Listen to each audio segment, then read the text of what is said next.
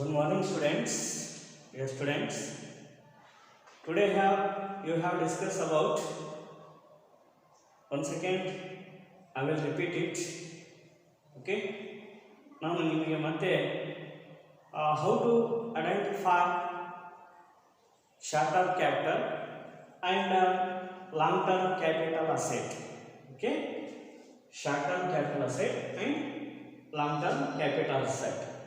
ಈಗಾಗಲೇ ನಿಮಗೆ ಗೊತ್ತಿರುವಂತೆ ಟೈಪ್ಸ್ ಆಫ್ ಕ್ಯಾಪಿಟಲ್ ಅಸೆಟ್ಸ್ ಅಂದಾಗ ನಾವಿಲ್ಲಿ ಎರಡು ಪ್ರಕಾರವಾಗಿ ಅಸೆಟ್ಸ್ಗಳನ್ನು ನೋಡ್ತೇವೆ. ಟೈಪ್ಸ್ ಆಫ್ ಅಸೆಟ್ಸ್ ಅಂದರೆ there are two types of capital assets. Okay, ಹಾಗಾದರೆ ಇಲ್ಲಿ ಹೋಲ್ಡಿಂಗ್ ಆಫ್ ಪೀರಿಯಡ್ ಅಂತ ನಾವು ಕರಿತೀವಿ. ಹೋಲ್ಡಿಂಗ್ ಆಫ್ ಪೀರಿಯಡ್ ಅಂದರೆ ಒಂದು ಅಸೆಟ್ಟು ಎಷ್ಟು ಅವಧಿವರೆಗೆ ಅದು ಇರುತ್ತೆ, ಅದನ್ನು ಯಾವ ರೀತಿಯಾಗಿ ನೀವು ಪರ್ಚೇಸ್ ಮಾಡ್ತೀರಿ, ಯಾವ ರೀತಿಯಾಗಿ ಅದನ್ನು ಸೇಲ್ ಮಾಡ್ತೀರಿ. ಆ ಸೇಲ್ ಮಾಡಿದಾಗ ಅದು short term capital asset or long term capital asset ಅನ್ನೋದನ್ನು ಯು ಹ್ಯಾವ್ ಐಡೆಂಟಿಫೈಡ್. ಅಂದರೆ ಅವಾಗ ನೀವು ಐಡೆಂಟಿಫೈ ಮಾಡಲಿಕ್ಕೆ ಅದನ್ನು ಗುರುತಿಸಲಿಕ್ಕೆ ಅನುಕೂಲ ಆಗುತ್ತೆ. ಹಾಗಾದರೆ ದೇರ್ ಆರ್ 4 ಅಸೆಟ್ಸ್. ಏನಾಗ್ತದ? Short term capital assets or long term capital assets. ಅದು ಅಲ್ಪಾವಧಿಯ ಬಂಡವಾಳದ ಆಸ್ತಿ ಆಗಿರ್ಬೋದು ಅಥವಾ ದೀರ್ಘಾವಧಿಯ ಏನಾಗ್ತದೆ ಬಂಡವಾಳದ ಆಸ್ತಿ ಆಗಿರ್ಬೋದು. ಅದನ್ನು 4 ಕೆಟಗರಿಯಾಗಿ ನಾವು ಇಲ್ಲಿ ತಗೋತೀವಿ. ಒಂದನೇದಾಗಿ ಫೈನಾನ್ಷಿಯಲ್ ಅಸೆಟ್. ಒಂದನೇದಾಗಿ ಅದರಲ್ಲಿ financial assets. Financial assets includes listed shares, recognised stock exchange of India. ಏನಾದರೂ ಷೇರುಗಳಲ್ಲಿ ರಿಜಿಸ್ಟ್ರೇಷನ್ ಆಗಿದ್ರೆ ಅವುಗಳು ಇಲ್ಲಿ ತಗೋತೀವಿ. ಫೈನಾನ್ಷಿಯಲ್ ಅಸೆಟ್ಸ್, listed debentures, government securities, UTR Unit Trust of India, mutual fund, zero co-fund bond, ಇವೆಲ್ಲವೂ ಕೂಡ ಇದರಲ್ಲಿ ಬರ್ತದ, ಫೈನಾನ್ಷಿಯಲ್ ಅಸೆಟ್ಸ್ ಅಲ್ಲಿ ಬರ್ತವೆ. You first understand. ಓಕೆ, ಇದು ಯಾವ ಅಸೆಟ್ ಆಗಿದೆ ಅನ್ನೋದನ್ನು ಐಡೆಂಟಿಫೈ ಮಾಡಬೇಕಾದ್ರೆ ನಾವು ಇವುಗಳನ್ನು ಮೊದಲು ಯಾವ ಅಸೆಟ್ನಲ್ಲಿ ಬರ್ತದ, ಹಣಕಾಸಿನ ಆಸ್ತಿಗಳು ಅಂದರೆ ಫೈನಾನ್ಷಿಯಲ್ ಅಸೆಟ್ಸ್ ಅಂತ ನಾವು ಕರಿತಾ ಇದ್ದೀವಿ. ನೆಕ್ಸ್ಟ್ ಇಲ್ಲಿ ಡೆಪ್ರಿಸಿಯೇಬಲ್ ಅಸೆಟ್. ಯಾವ ಅಸೆಟ್ ಅಂತ ಹೇಳ್ತೀವಿ? ಎರಡನೇದಾಗಿ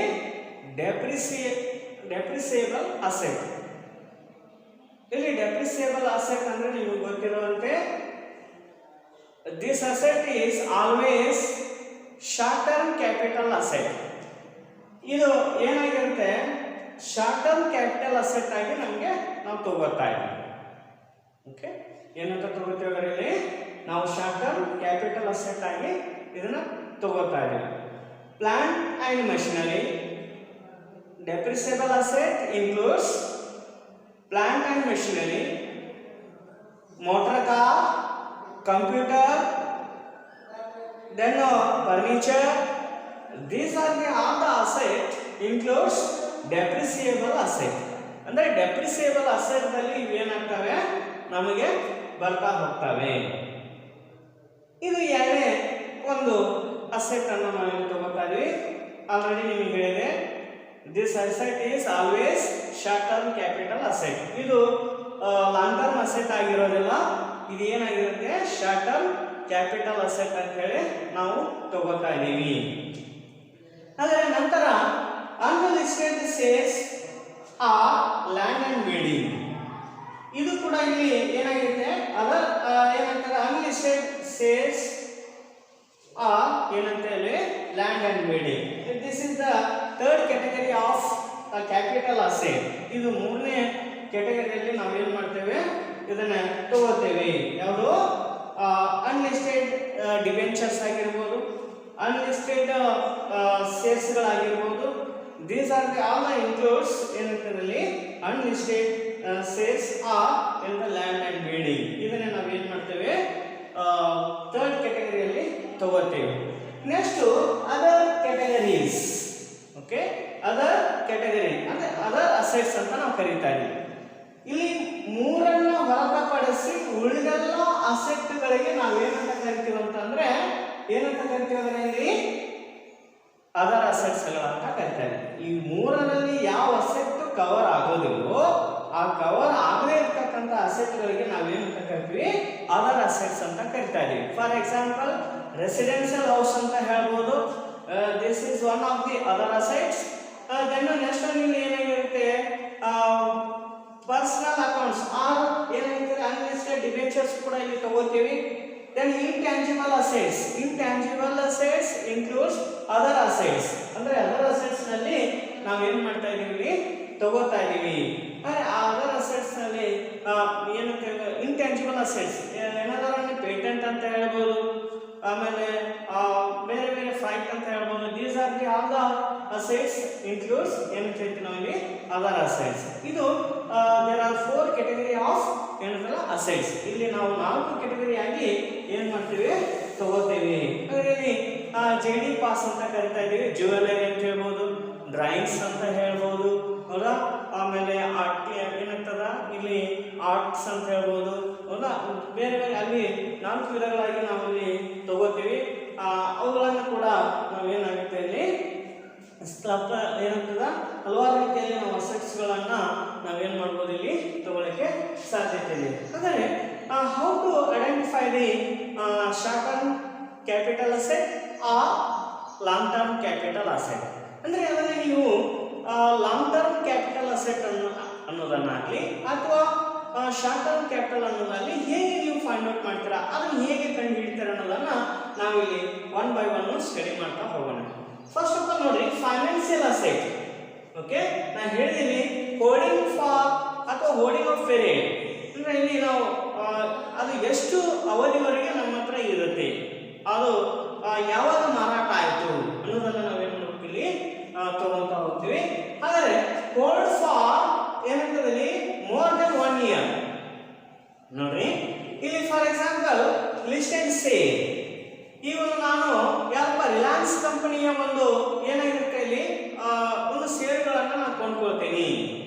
ಆ ಒಂದು ಷೇರುಗಳನ್ನು ಕೊಂಡ್ಕೊಂಡು ಹೊಳ್ಳಿ 1 ವರ್ಷದೊಳಗೆ ಅದನ್ನು ಮಾರಾಟ ಮಾಡಿದ್ರೆ ಅದು ಅಲ್ಲಿ 1 ವರ್ಷಕ್ಕಿಂತ ಹೆಚ್ಚಿನ ಅವಧಿವರೆಗೆ ನಾನು ಏನು ಮಾಡಿದೆ ಅದನ್ನೇ ಮಾರಾಟ ಮಾಡಿದಂದ್ರೆ ಅಂದ್ರೆ 12 ತಿಂಗಳ ನಂತರ ಆ ಒಂದು ಷೇರನ್ನ ಮಾರಾಟ ಮಾಡಿದ್ರೆ ಅವಾಗ ಏನಾಗುತ್ತೆ, ಅದು ಲಾಂಗ್ ಟರ್ಮ್ ಕ್ಯಾಪಿಟಲ್ ಅಂತ ಅನಿಸ್ಕೊಳ್ಳುತ್ತೆ. ಯಾವಾಗ ನನ್ನ ಹತ್ರ ಏನಿದೆ ಇಲ್ಲದೇ ನಾವು ಆ ಒಂದು ರಿಲಯನ್ಸ್ ಕಂಪನಿಯ ಒಂದು ಷೇರನ್ನ ಕೊಂಡ್ಕೊಂಡಿದೀವಿ, ಆ ಷೇರನ್ನ ಕೊಂಡ್ಕೊಂಡು 1 ವರ್ಷದ ನಂತರ ಅದನ್ನ ಸೇಲ್ ಮಾಡ್ತಾ ಇದೀನಿ. ಅದನ್ನ ಸೇಲ್ ಮಾಡಿದಾಗ ಅದೇನಂತ ಮೋರ್ ದೆನ್ 1 year ಅಂತ ಅನ್ಸುತ್ತೆ. ಅವಾಗ ಅದಕ್ಕೆ ಏನಂತ ಕರಿತೀವಿ ನಾವು ಇಲ್ಲಿ ಲಾಂಗ್ ಟರ್ಮ್ ಕ್ಯಾಪಿಟಲ್ ಅಂತ ಹೇಳಿ ನಾವು ಕರಿತಾ ಇದ್ದೀವಿ. ಹಾಗೇನೆ hold for less than 1 year, ಇಟ್ಕೊಟ್ಟು 1 year ಅಂದ್ರೆ 1 ವರ್ಷಕ್ಕಿಂತ ಒಳಗೆ ಏನಂತ ಹೇಳ್ತಾರೆ 12 ತಿಂಗಳ ಒಳಗಾಗಿ ಆ ಒಂದು ಶೇರನ್ನ ನಾನು ಏನ್ ಮಾಡ್ತೀನಿ, ದಟ್ ಶೇರ್ ಇಸ್ ಸೋಲ್ಡ್ ಅಂದ್ರೆ ಪರ್ಚೇಸ್ ಅಂಡ್ ಸೋಲ್ಡ್ ಅಂದ್ರೆ 1 ವರ್ಷದೊಳಗೆ ನಾನು ಏನ್ ಮಾಡ್ತಾ ಇದ್ದೀನಿ, ನಾನು ಇಲ್ಲಿ ಬಿಲೋ 1 year ಅಂದ್ರೆ 1 ವರ್ಷದೊಳಗೆ ಅದನ್ನ ಮಾರಾಟ ಮಾಡಿಬಿಟ್ಟೆ. ಅವಾಗ ಏನಾಗುತ್ತೆ, ಅದು this is short term capital asset. ಅಂದ್ರೆ ಇಲ್ಲಿ ಲಿಸ್ಟೆಡ್ ಶೇರ್ಸ್ ಆಗಿರಬಹುದು, ಲಿಸ್ಟೆಡ್ ಡಿಬೆಂಚರ್ಸ್ ಆಗಿರಬಹುದು, ಗವರ್ಮೆಂಟ್ ಸೆಕ್ಯೂರಿಟೀಸ್ ಆಗಿರಬಹುದು, UTI unit trust of India ಅಂತ ಆಗಿರಬಹುದು, ಮ್ಯೂಚುವಲ್ ಫಂಡ್ಸ್ ಆಗಿರಬಹುದು, ಜೀರೋ ಕೂಪನ್ ಬಾಂಡ್ಸ್ ಆಗಿರಬಹುದು. ಓಕೆ, 1 ವರ್ಷದೊಳಗೆ ಅದನ್ನ ನಾವು ಮಾರಾಟ ಮಾಡಿದಾಗ ಅದು ಶಾರ್ಟ್ ಟರ್ಮ್ ಕ್ಯಾಪಿಟಲ್ ಅಂತ ಅನಿಸ್ಕೊಳ್ಳುತ್ತೆ, ಕ್ಯಾಪಿಟಲ್ ಅಸೆಟ್ ಅಂತ ಅನಿಸ್ಕೊಳ್ಳುತ್ತೆ. ಅದನ್ನೇ ನಾನು 1 ವರ್ಷದ ಮೇಲೆ ಮಾರಾಟ ಮಾಡಿದ್ರೆ ಅದು ಏನಾಗಿರುತ್ತೆ, ಇಲ್ಲಿ ಲಾಂಗ್ ಟರ್ಮ್ ಕ್ಯಾಪಿಟಲ್ ಅಂತ ಅನಿಸ್ಕೊಳ್ಳುತ್ತೆ. Yes, this is one category of the capital asset. Then next one is depreciable asset. Depreciable asset always short term capital asset. ಅದು ಯಾವಾಗಲೂ ಏನಾಗಿರುತ್ತೆ ಅಂದ್ರೆ ಶಾರ್ಟ್ ಟರ್ಮ್ ಕ್ಯಾಪಿಟಲ್ ಅಸೆಟ್ ಅಂತ ಆಗಿರುತ್ತೆ. ಯಾವುದು ಡೆಪ್ರಿಸಿಯಬಲ್ ಅಸೆಟ್ ಇಸ್ ಏನಾಗಿರುತ್ತೆ, ಇಲ್ಲಿ ಶಾರ್ಟ್ ಟರ್ಮ್ ಕ್ಯಾಪಿಟಲ್ ಅಸೆಟ್ ಅಂತ ಆಗಿರುತ್ತೆ. ಅದನ್ನ ನಾವು ಯಾವ್ಯಾವ ಕೂಡ ಇಲ್ಲಿ ಹೇಳಿದ್ವಿ ನಿಮಗೆ. ಮೆಷಿನರಿ ಏನಂತ ಹೇಳ್ತಾರೆ ಅಲ್ಲಿ motor car and computer and furniture. Okay, it is one of the ಏನಂತ ಹೇಳ್ತಾರೆ depreciable asset. Next unlisted shares and ಎಂತ land and building. Okay, hold for 2 years. ಇಲ್ಲಿ ಅನ್ಲಿಸ್ಟೆಡ್ ಸೇಲ್ಸ್ ಆಗಿರ್ಬೋದು ಅಥವಾ ಲ್ಯಾಂಡ್ ಅಂಡ್ ಬಿಲ್ಡಿಂಗ್ ಆಗಿರ್ಬೋದು, ಇದನ್ನು ನೀವು 2 ವರ್ಷದ ಮೇಲೆ ಏನಾದರೂ ಅದನ್ನ ಪರ್ಚೇಸ್ ಮಾಡಿ ಮಾರಾಟ ಮಾಡಿದಾಗ ಅದು ಯಾವ ಕ್ಯಾಪಿಟಲ್ ಆಗಿರುತ್ತೆ? Which capital? Long term capital asset ಅಂತ ನಾವು ಕರಿತೀವಿ. ಇದಕ್ಕೆ ಏನಂತ ಕರಿತೀವಿ? ಲಾಂಗ್ ಟರ್ಮ್ ಕ್ಯಾಪಿಟಲ್ ಅಸೆಟ್ ಅಂತ ಕರಿತೀವಿ. Okay, next hold for less Dhan 2 years ಅಂದ್ರೆ ಅದನ್ನ 2 ವರ್ಷದೊಳಗೆ ನೀವು ಅದನ್ನ ಖರೀದಿ ಮಾಡೋದು ಮತ್ತು ಮಾರಾಟ ಮಾಡಿದಾಗ which asset? Short term capital asset ಅಂತ ನಾವು ಕರಿತೀವಿ. ಅದಕ್ಕೆ ಏನಂತ ಕರಿತೀವಿ? ಶಾರ್ಟ್ ಟರ್ಮ್ ಕ್ಯಾಪಿಟಲ್ ಅಸೆಟ್ ಅಂತ ಹೇಳಿ ನಾವು ಕರಿತೀವಿ. ಹಾಗಾದ್ರೆ ಅದರ್ ಕ್ಯಾಪಿಟಲ್ ಅಸೆಟ್ ಕೊನೆಯದಾಗಿ ಇಲ್ಲಿ ನೋಡಿ, ಈ ಮೂರರಲ್ಲಿ ಯಾವುದು ಬರೋದಿಲ್ಲವೋ ಅಂದ್ರೆ ದೇರ್ ಇಸ್ ನೋ ಕವರ್ಡ್, ಅಂದ್ರೆ ಯಾವುದು ಬರೋದಿಲ್ಲೋ ಅದು ಏನಾಗಿರುತ್ತೆ ಇಲ್ಲಿ ಅದರ್ ಕ್ಯಾಪಿಟಲ್ ಅಸೆಟ್ ಅಂತ ಹೇಳಿ ನಾವು ಕರಿಬೇಕಾಗತ್ತೆ. ಹಾಗಾದ್ರೆ ಇದು ಕೂಡ ನೋಡೋಣ. Hold for more than 3 years ಅಂದ್ರೆ ಏನಂತದಲ್ಲಿ ನಾವು ಅದನ್ನ 3 ವರ್ಷದವರೆಗೂ ಕೂಡ ನಮ್ಮ ಇಟ್ಟುಕೊಂಡು, ಇಲ್ಲಿ for example residential house, okay, ಒಂದು ಬಿಸ್ನೆಸ್ ಪರ್ಪಸ್ ಅಂತ ನಾವು ಹೇಳಬೇಕಾಗುತ್ತೆ. ಆ ರೆಸಿಡೆನ್ಸ್ ಹೌಸ್ ಅನ್ನ 3 years ಆಫ್ಟರ್ ಏನ್ ಮಾಡ್ತೀರಾ ನೀವು? ಸೆಲ್ ದಟ್ ಅಸೆಟ್ ಅಂದ್ರೆ ಆ ಅಸೆಟ್ ಅನ್ನ ನೀವು ಏನ್ ಮಾಡ್ತೀರಿ? ಸೇಲ್ ಮಾಡ್ತೀರಾ. ಅವಾಗ ಏನಾಗುತ್ತೆ ಅದು this is long term capital asset ಅಂತ ಹೇಳಿ ನಾವು ಕರಿತೀವಿ. ಏನಂತ ಹೇಳ್ತೀವಿ ಅಲ್ಲಿ? ಲಾಂಗ್ ಟರ್ಮ್ ಕ್ಯಾಪಿಟಲ್ ಅಸೆಟ್ ಅಂತ ಹೇಳಿ ನಾವು ಕರಿಬೇಕಾಗುತ್ತೆ.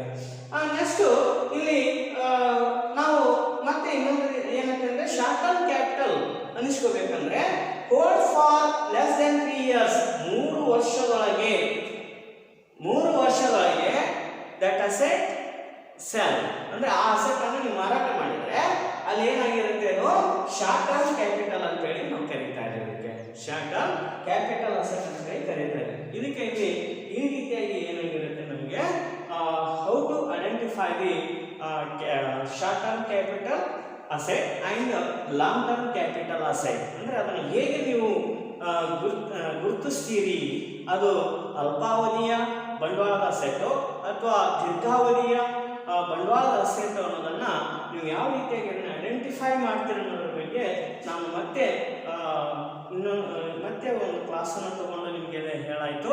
ನಾನು ಎಲ್ಲರಿಗೂ ಇದು ತಿಳಿಲಿ ಎಂಬ ಒಂದು ಉದ್ದೇಶದಿಂದ ನಾನು ಮತ್ತೆ ಈ ರೀತಿಯಾಗಿ ಅಸೆಟ್ಗಳನ್ನು ಡಿವೈಡ್ ಮಾಡಿ ಅವುಗಳನ್ನು ಯಾವ ರೀತಿಯಾಗಿ ನೀವು ಐಡೆಂಟಿಫೈ ಮಾಡ್ತೀರಿ ಅನ್ನೋದನ್ನು ಇಲ್ಲಿ ಹೇಳ್ತಾ ಇದ್ದೀನಿ. ಅಂದರೆ ನೆಕ್ಸ್ಟ್ ಕ್ಲಾಸಲ್ಲಿ ಒಂದು 5 ಅಥವಾ ಒಂದು 10 ಎಕ್ಸಾಂಪಲ್ಗಳನ್ನು ತಗೊಂಡು ಅಲ್ಲಿ ಯಾವ ರೀತಿಯಾಗಿ ಅದನ್ನು ಐಡೆಂಟಿಫೈ ಮಾಡ್ತಾರೆ ಅನ್ನೋದನ್ನು ಸ್ಟಡಿ ಮಾಡುತ್ತೆ. Okay, thank you.